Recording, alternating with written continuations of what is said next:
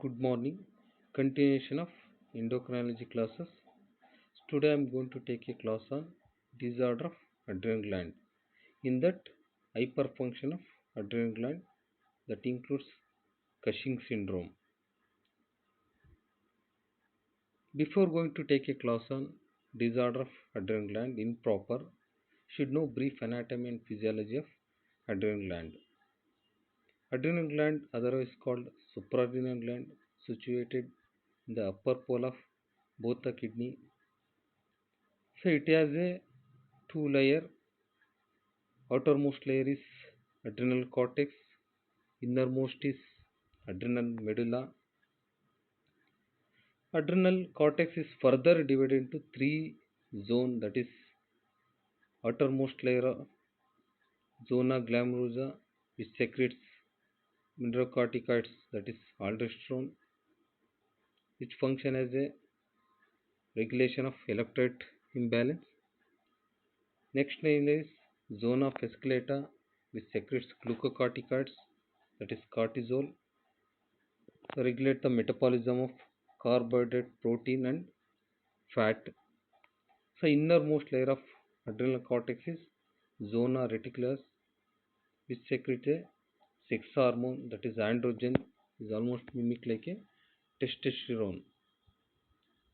So, adrenal medulla is which secretes a catecholamine like ad- adrenaline, non-adrenaline, and dopamine. So, these hormone is released when response to the stress. Coming to the disorder of adrenal gland improper, as you know already, adrenal gland is cortex and medulla. If hyperfunction or increased secretion from the adrenal medulla will result in pheochromocytoma.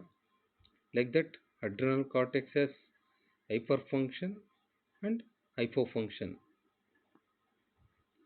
So coming to the adrenal cortex, if decreased secretion or hyposecretion of adrenal cortex will result in Addison disease, hypoaldosteronism, congenital adrenal hyperplasia.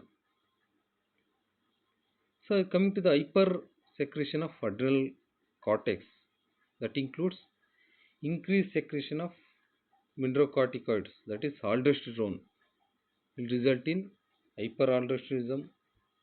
Increased secretion of glucocorticoids, that is cortisol, will result in Cushing syndrome.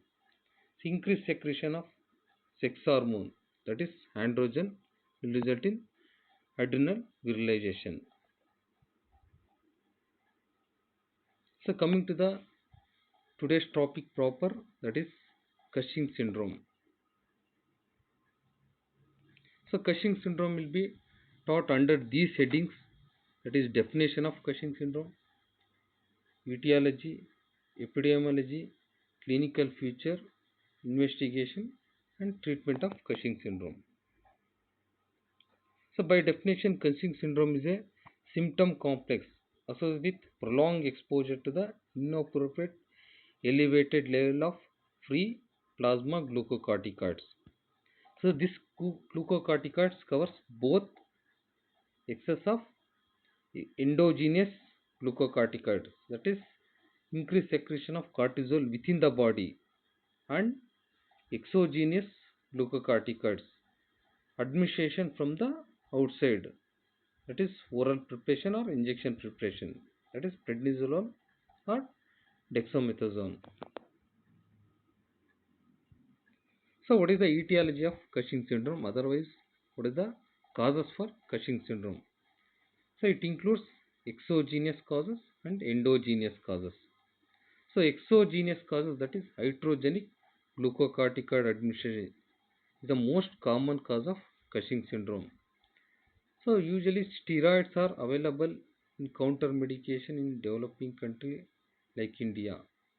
Patient with bronchial asthma, arthritis, or allergic skin disorder, or collagen vascular disease, usually they will take a steroid which is prescribed by doctor for short duration. but patient will continue taking for longer time. That will result in the Cushing syndrome. So endogenous causes includes ACTH dependent causes, ACTH independent causes, and pseudo Cushing syndrome. So almost 80% of endogenous causes includes ACTH dependent causes, that is ACTH secreting pituitary tumor, otherwise called Cushing disease, non-pituitary ACTH secreting neoplasm, that is ectopic ACTH syndrome. Last is pituitary CRS secreting neoplasm, that is ectopic CRS syndrome.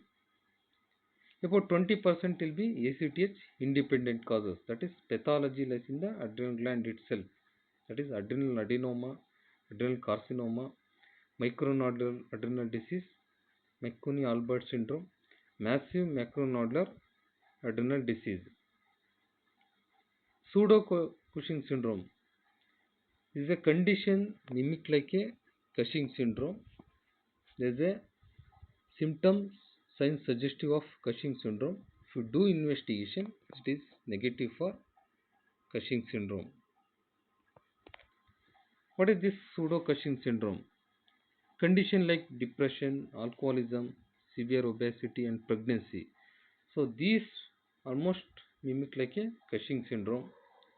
So here is what happened. There is the activation of hypothalamo-pituitary adrenal axis that increases the secretion of CRH, increases the cortisol, result in Cushing syndrome like condition.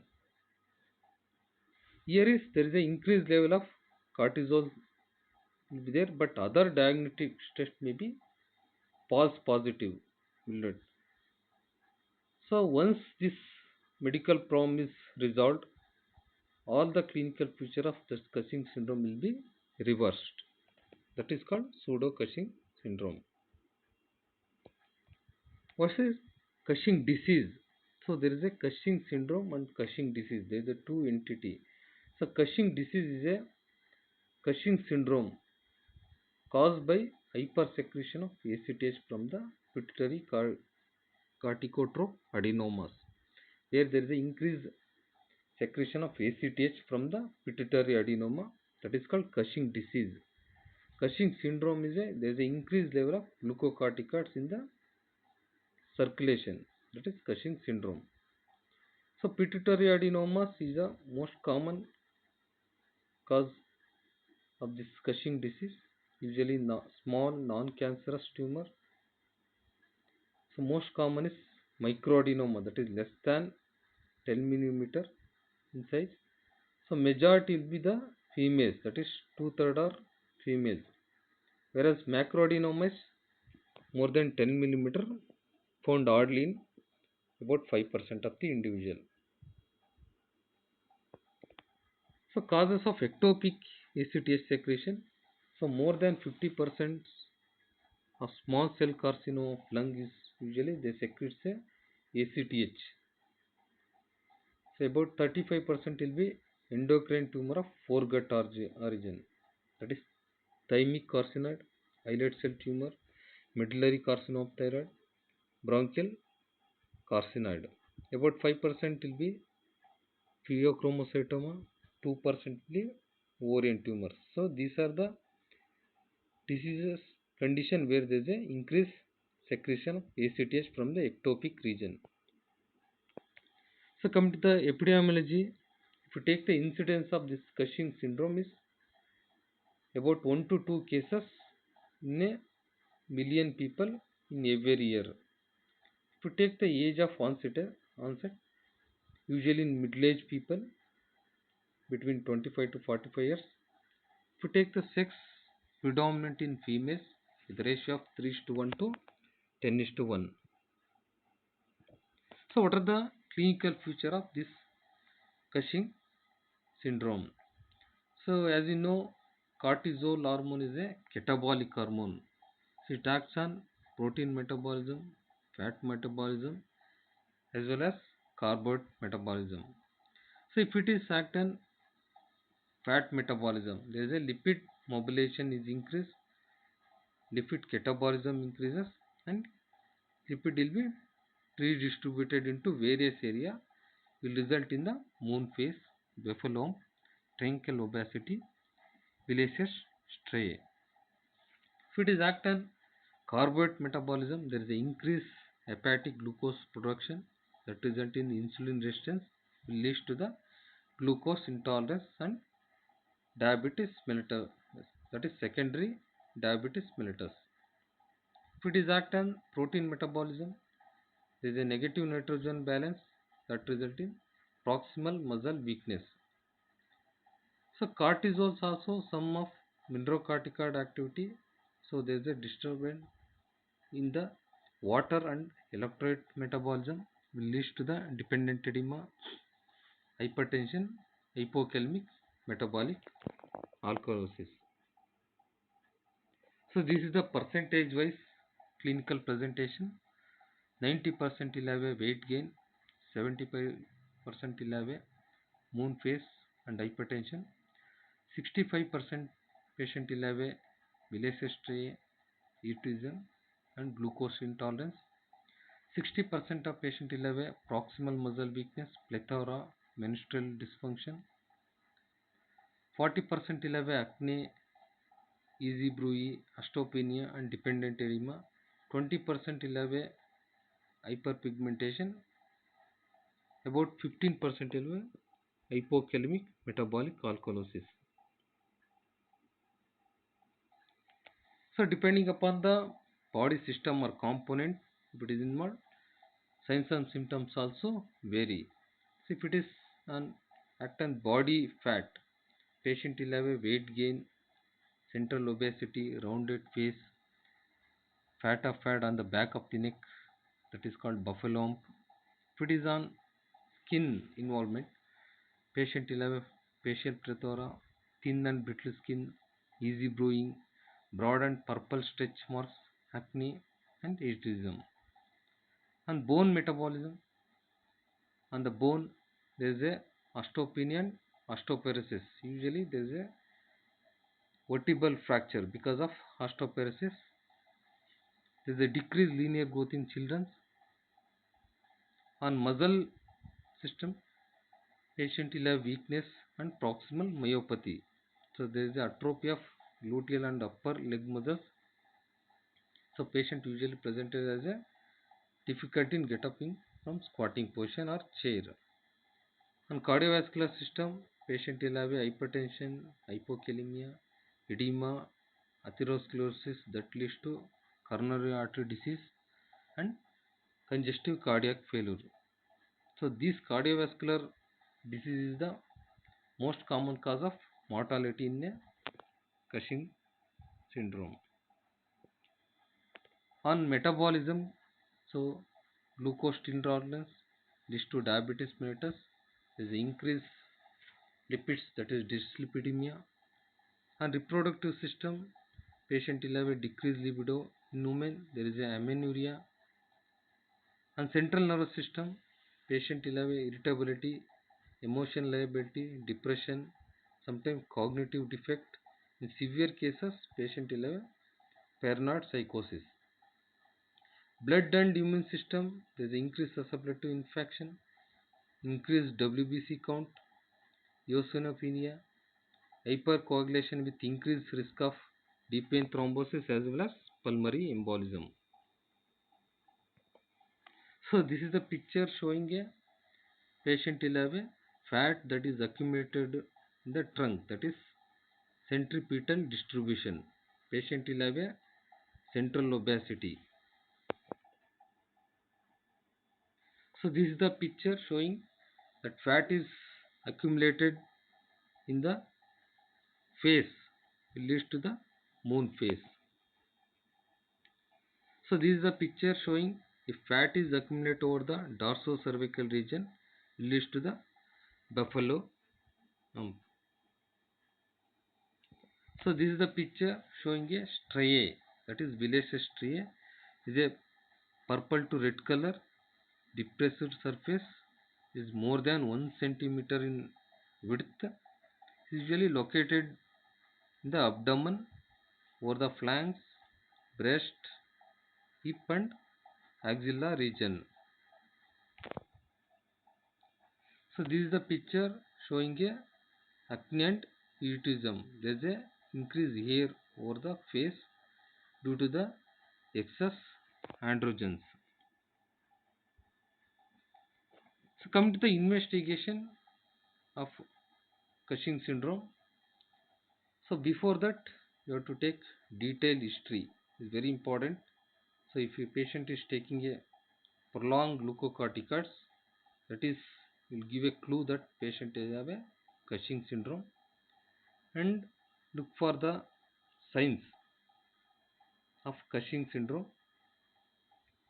For basic test, you have to do is measure the cortisol level, that is serum cortisol level at early morning 8 a.m.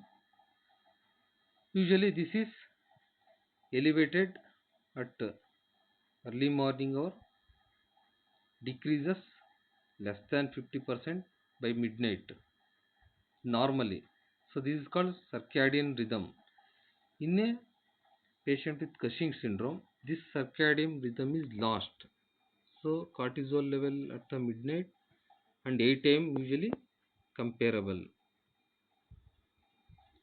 So when you suspect a Cushing syndrome, so you have to do at least 2 tests out of 3 tests. What you are seeing? First one is 24 hours urine free cortisol estimation. Second one is 11 p.m. salivary cortisol estimation. Third one is overnight 1 milligram dexamethasone suppression test. If any of two is positive, you suspect there is a Cushing syndrome. So first one is 24 hours urinary free cortisol test. This test is assess the integrity of cortisol secretion over 24 hours. So it only measures the cortisol that is not bound to the cortisol binding globulin, so which is filtered by kidney unchanged. So normal 24 hours urine free cortisol level will be less than 50 microgram per day. So if more than 50 microgram per day, you think there is a Cushing syndrome, that is positive test. So certain condition there is a false positive result will see. Those who are taking a high fluid, that result in significant increase in the urinary free cortisol, and also those who are taking a drugs like carbamazepine and fenofibrate will give a false positive result.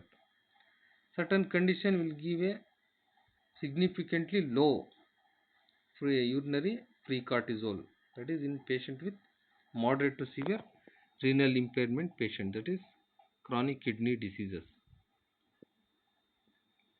Second test is late night salivary cortisol estimation or measurement. In a healthy individual with stable conventional sleep wake cycle, so serum cortisol begins to rise 3 am to 4 am, reaches peak at 7 am to 8 am, falls rest of the day to the very low level at the midnight. So increase in blood cortisol reflects a change in the salivary cortisol secretion within a few minutes. So normal value of salivary cortisol level is 1.8 nanogram per ml. If it is more than 1.8 nanogram per ml, you think of there is a Cushing syndrome. So how do you do this salivary cortisol estimation?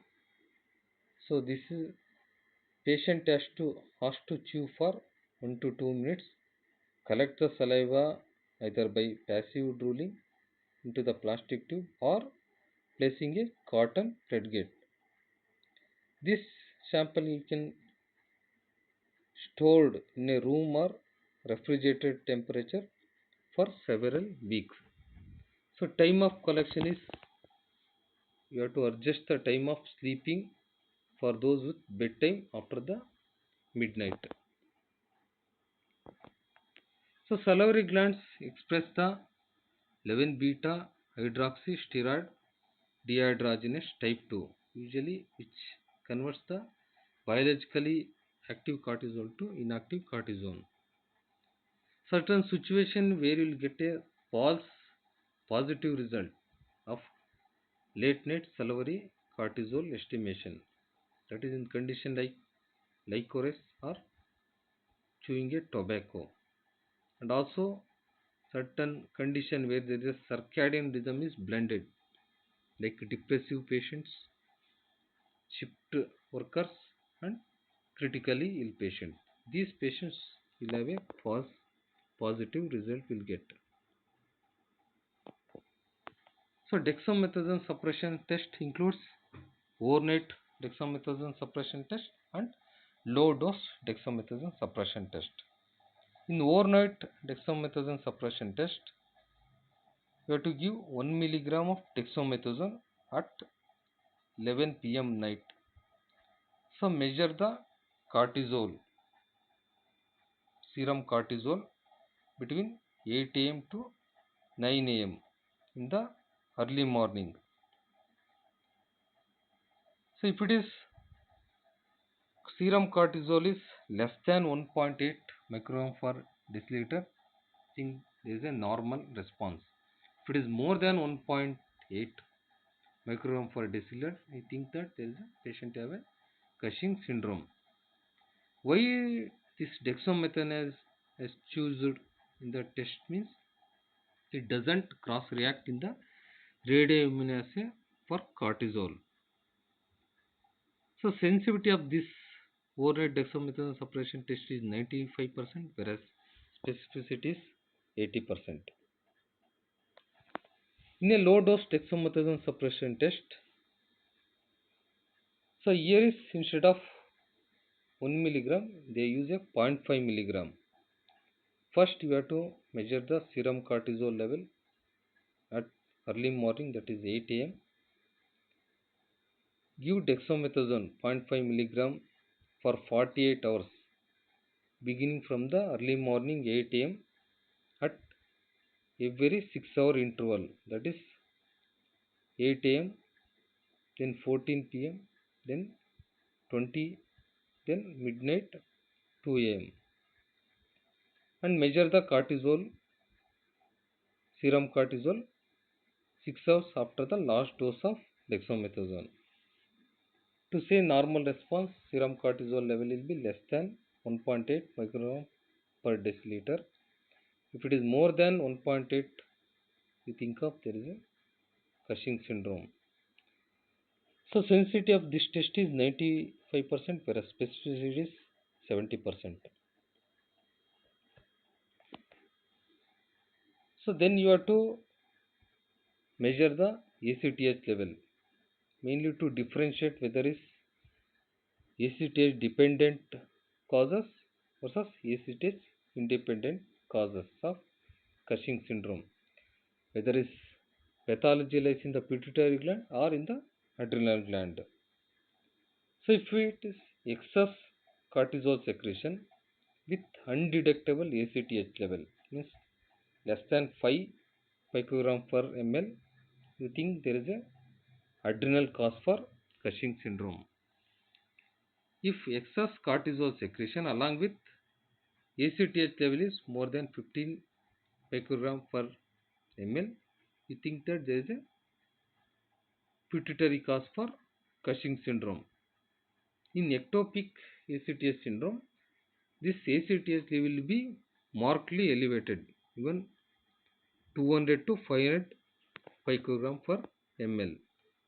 So increased cortisol with decreased ACTH, adrenal cause, increased cortisol along with increased ACTH level, you think of pituitary cause.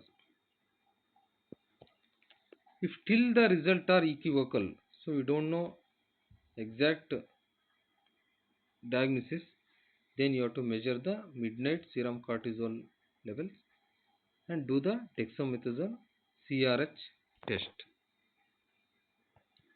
So midnight serum cortisol level estimation. So sample should be collected within 5 to 10 minutes of waking the patient or through an indwelling line. So if it is level is 4.7 microgram per deciliter, is a taken a cutoff value. So if it is more than that, is you think of there is a Cushing syndrome.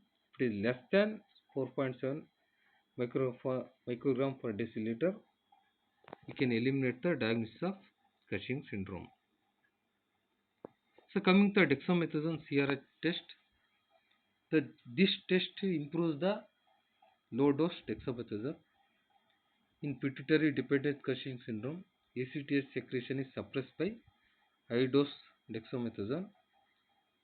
After giving this CRH, patient with Cushing disease should respond to within increase in ACTH and also cortisol.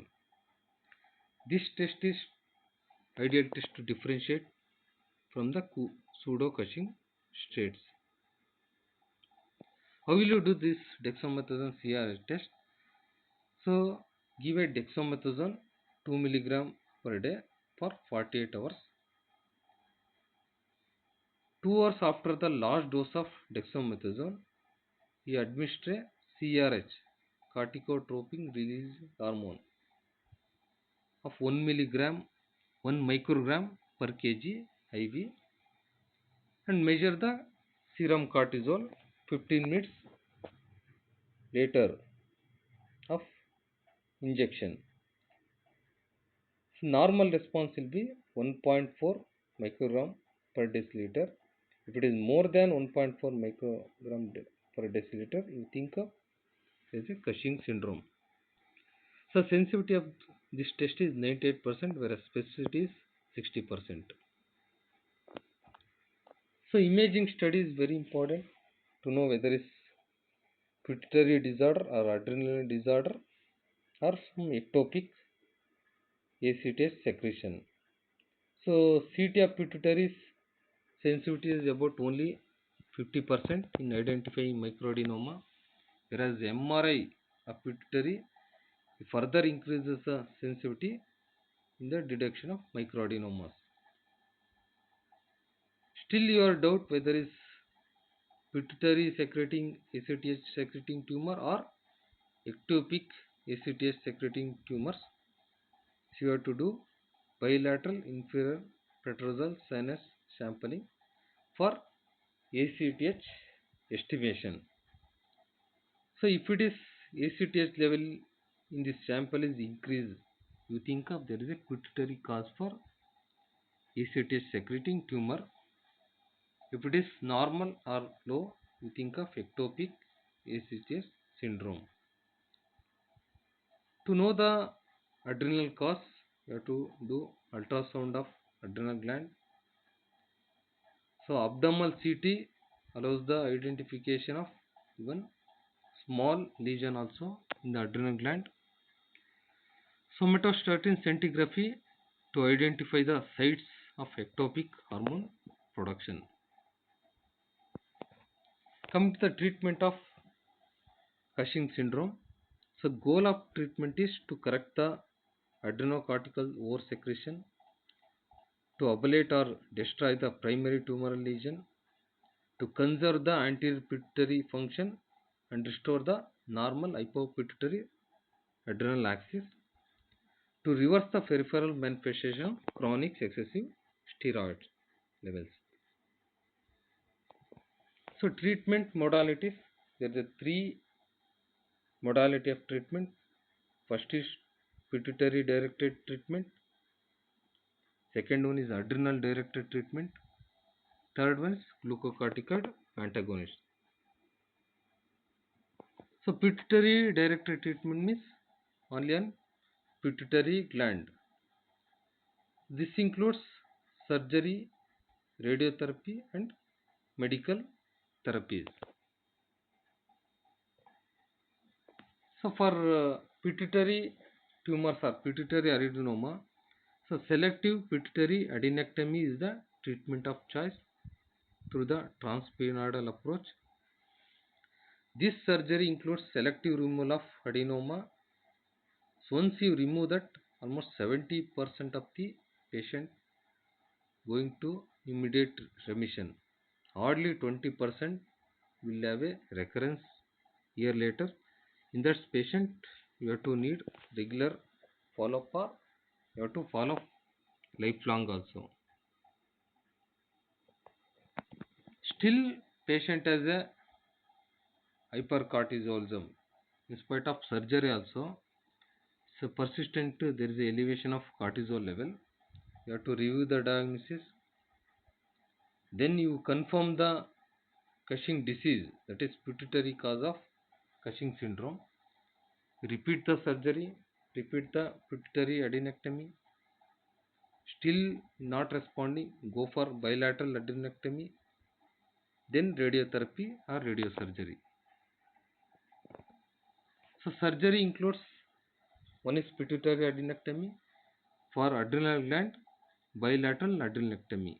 So with laparoscopic bilateral adenectomy or open bilateral adenectomy is effectively cure the ACTH depending Cushing syndrome, that is Cushing disease.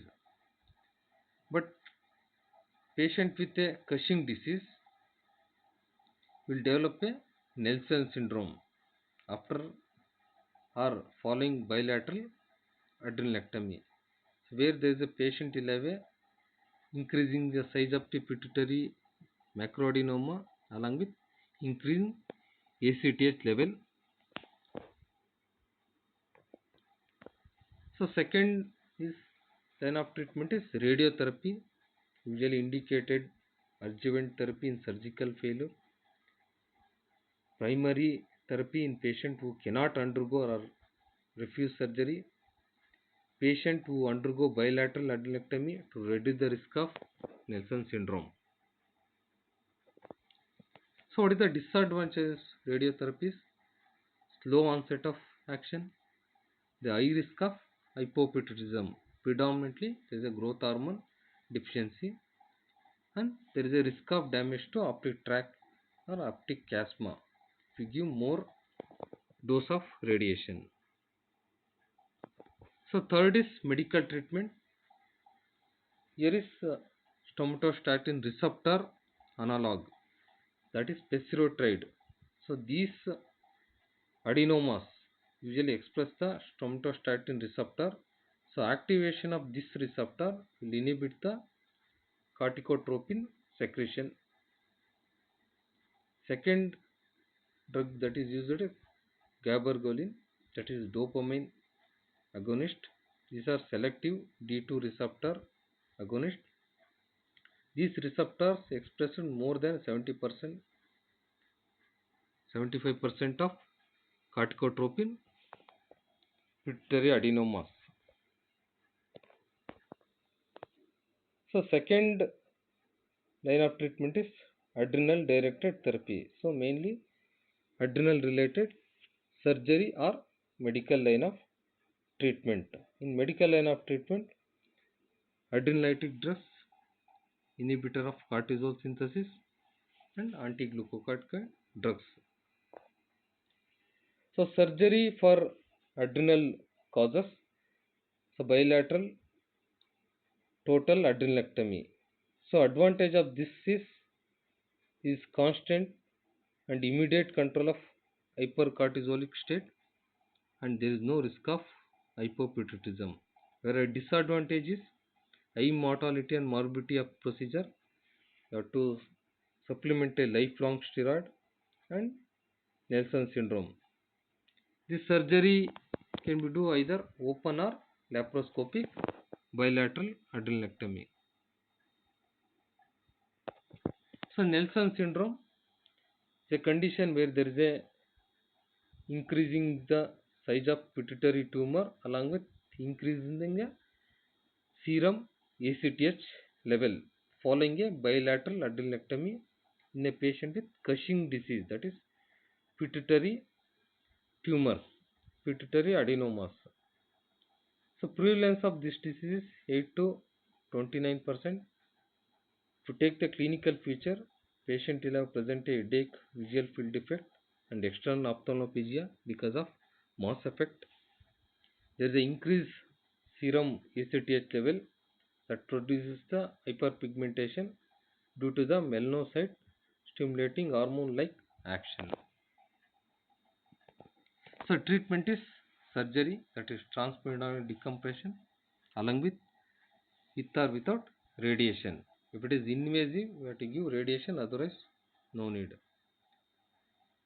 For those patient undergoing bilateral total adrenalectomy, so you have to follow regularly with interval of 3 to 6 months.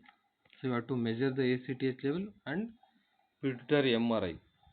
If it is pituitary MRI showing increasing size and ACTH level is rising during the follow-up period, you think of there is a Nelson syndrome and treat appropriately.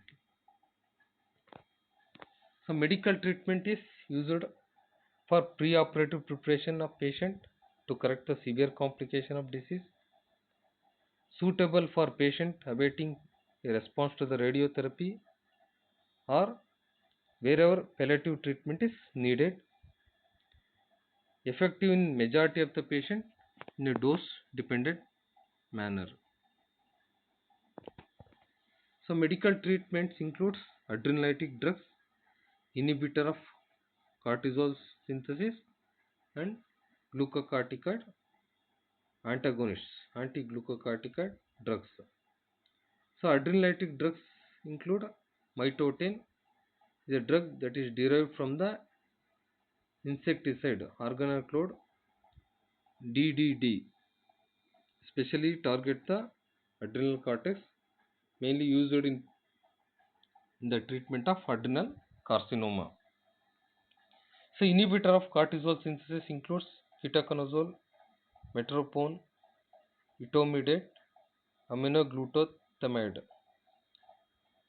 Ketoconazole mainly block the steroidogenesis at several levels, 22 or 24 desmolase catechol conversion of cholesterol to pregnenolone. So dose is 400 to 2 gram per day.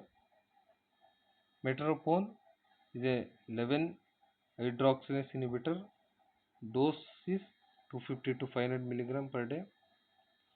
Etomidate is a imidazole derivative anesthetic agent that blocks the 11 beta hydroxylate.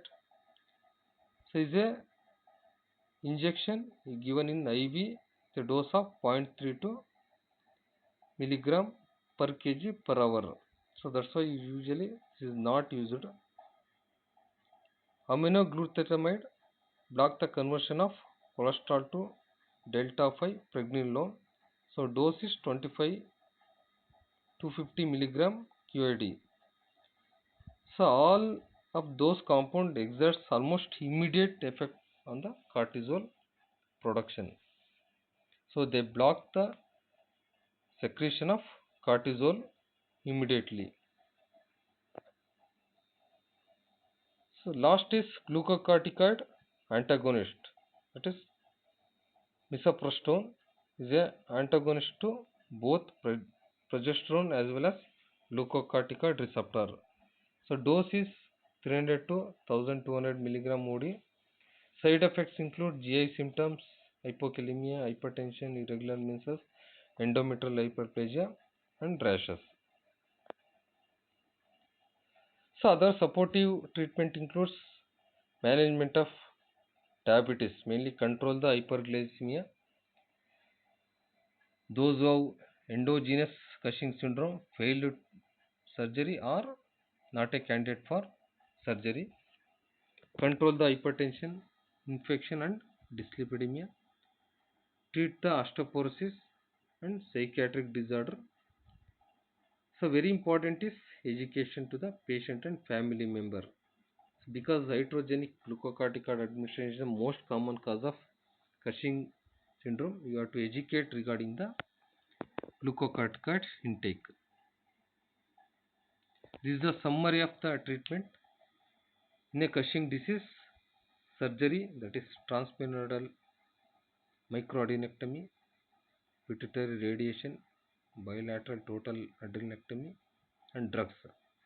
For those adrenal adenoma and carcinoma, surgical removal, drugs like mitotin, metropone, ketoconazole for non-resectable or metastatic carcinoma, ectopic ACTH syndrome, surgical removal of ectopic tumor, chemotherapy, radiotherapy, drugs like mitotin, atropine, ketoconazole can be used. So these are the questions you have to answer and mail within 3 days. Thanking you.